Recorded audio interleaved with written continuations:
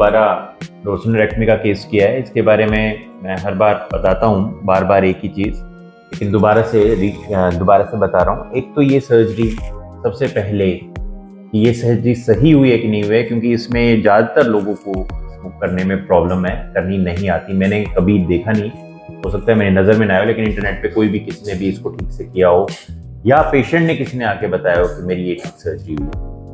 सबसे पहले local anaesthesia में हुई, यानी सुन करके। जैसे ये पेशेंट है, पूरे होश में है, हम इनको अभी इनका नर्व्स दिखाएंगे, तो सबसे पहले तो ये क्राइटेरिया है कि इसमें कभी बेहोश नहीं किया जाता। जरूरत नहीं है, दर्द नहीं होता बहुत ज़्यादा, सिर्फ इंजेक्शन का दर्द। ज़्यादा दर्द हुआ? नहीं हुआ। दूसरा, नर्व्स निकालने के बाद पेशेंट को दिखाना जरूरी है नर्व्स।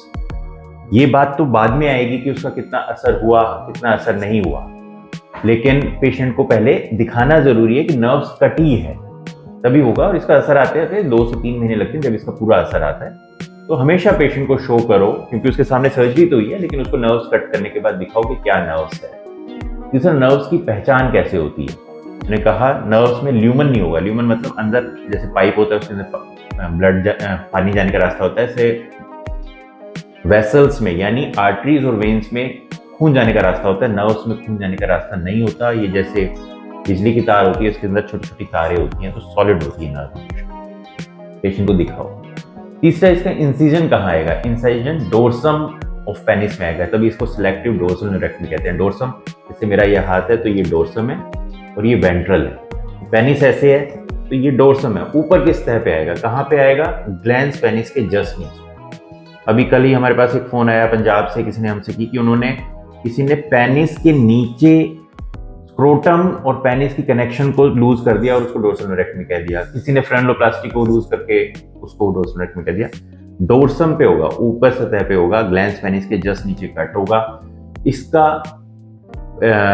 ये बताया, लोग कहते हैं कि इससे टाइमिंग बढ़ेगी, नहीं बढ़ेगी, इससे सेंसेशन कम होगी ग्लैंस पेनिस के डोर्सम सरफेस की। और बहुत से लोग जिनमें हाइपर सेंसिटिव है उनमें टाइमिंग बढ़ती है, थोड़ा सा टाइम लगता है बढ़ने में। इसके साथ फिलर कंबाइन किया जाए तो ऐसी स्टडीज है कि ज्यादा अच्छा रिस्पॉन्स आता है, जो कि बाद में भी पेशेंट करा सकता है। जरूरी नहीं आप सर्जरी के साथ ही कराओ, बाद में भी करा सकते हैं, क्योंकि हमने डोर्सम पे तो सारी सेंसेशन बंद कर दी नर्व्स की, लेकिन वेंट्रल सरफेस पे ऐसी कोई नर्व्स नहीं होती है, तो वहां पे बहुत बारीक नर्व होती है। तो एक तो फ्रेनलम के पास आती है, तो फ्रेनलम को कट करोगे थोड़ी सेंसेशन कम हो जाएगी, लेकिन और नर्व्स को नहीं किया जा सकता, तो उस एरिया में फिलर अच्छा काम करता है। तो ये इस तरह का इनका कॉम्बिनेशन होता है। अब हम नर्व्स दिखा रहे हैं, इसको ब्लैक एंड व्हाइट कर देना।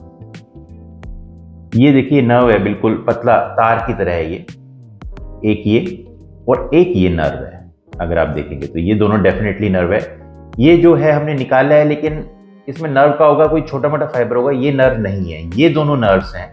ये फेशिया ज्यादा लग रहा है और इसलिए हमने इसको निकाल दिया, क्योंकि इसमें लग रहा था कि एक दो बहुत पतली सी नर्व है, इसलिए मैंने एक्स्ट्रा निकाल दिया। लेकिन ये दोनों डेफिनेटली नर्व है। पता लगता है कि तार की तरह है, कोई ल्यूमन नहीं है, और ऐसे दोनों तरफ से बर्न करके इसको निकाल देते हैं। इन पेशेंट में बहुत पतली है नर्व्स। मैंने पहले भी बताया कि ये नर्व्स का साइज जो है वो पेनिस के साइज पे डिपेंडेंट होता है। अगर पेनिस का साइज बड़ा होगा तो नर्व्स भी बड़ी होगी। पेनिस का साइज अगर मिड लेवल का होगा तो नर्व्स मिड लेवल की होगी, तो उसके हिसाब से होता है। और इसी तरह से ये नर्व्स का इसमें साइज है पेशेंट।